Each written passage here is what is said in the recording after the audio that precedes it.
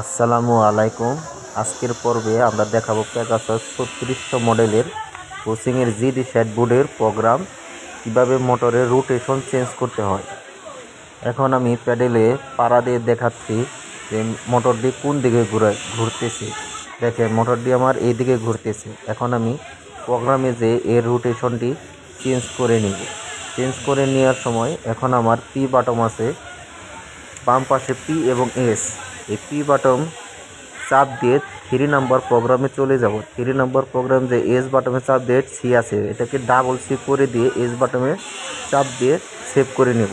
এখন আমরা pedal unit সামনে চাপ দিলে দেখতে পারতেছেন মোটরের রোটেশন চেঞ্জ হয়ে গেছে, এখন এইদিকে ঘুরতেছে। এখন আমি আবার সেই আগের পর্যায়ে নিয়ে যাব। এই আগের মতোই 3 প্রোগ্রামে যেয়ে ডাবল সিতে শুধু সি করে দিয়ে এস বাটনে চাপ দিয়ে সেভ করে নেব।